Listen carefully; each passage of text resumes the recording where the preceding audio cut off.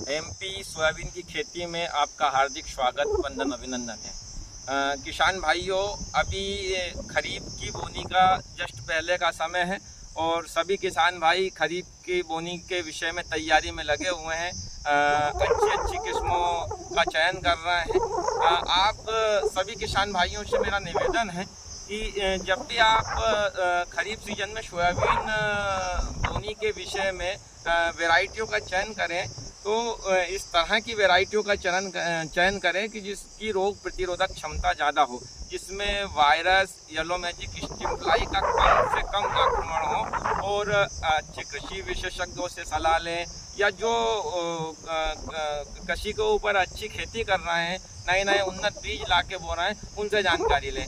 आप सभी के समक्ष ये वीडियो बनाने का मेरा उद्देश्य ये था कि मैंने भी अभी खेती की तैयारी चल रही है और सबसे पहले हमने पंजी चला दी थी और नरवाई हमने जलाई नहीं थी और नरवाई का प्रबंधन हम कर रहे हैं रोटोवेटर के माध्यम से। हम रोटोवेटर चला रहे हैं तो ये नरवाई आने वाले समय में किस तरह से हमारी सोयाबीन की खेत में फ़ायदा देगी मैं आपको बताता हूँ कि जो पोषक तत्व हम खेती में डालते हैं वो सब पोषक तत्व पेड़ को जितनी आवश्यकता रहती है वो ले लेता है, फसल पक जाती है और बचे हुए जो पोषक तत्व रहते हैं वो इन नरवाइयों में, या सोयाबीन की बात करें तो सोयाबीन की नरवाइयों में रहते हैं।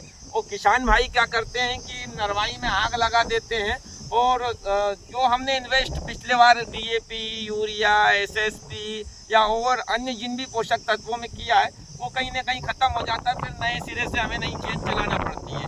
तो देखने में ये आता है कि किसान भाइयों का पर्सनल अनुभव है कि जो किसान भाई नरवाई नहीं जलाते हैं और सोयाबीन की बोनी करते हैं तो शुरुआती दिनों में हल्का सा पीलापन फसल में रहता है। उसका कारण भी मैं बताता हूँ। उसका कारण ये है कि नरवाई में पोषक तत्व बहुत अधिक रहते हैं, फास्फोरस की अधिक मात्रा रहती है।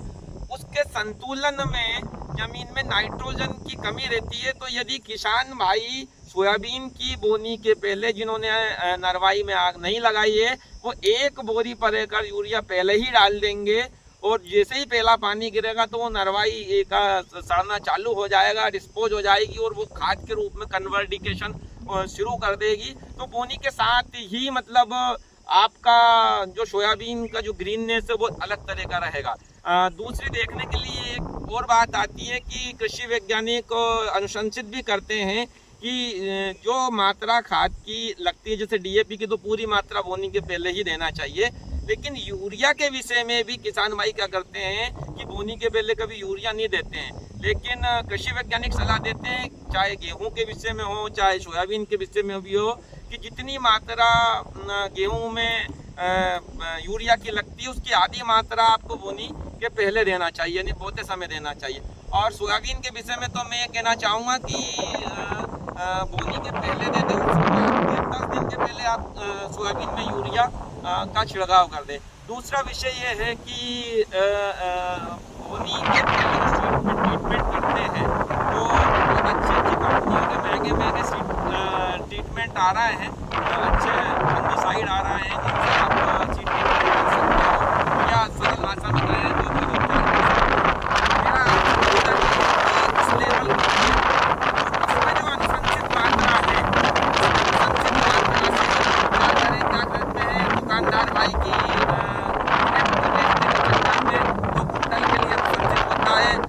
रहता है तो वो किसान को 4 कुंटल के लिए बोल देता है। ये चीज़ गलत है।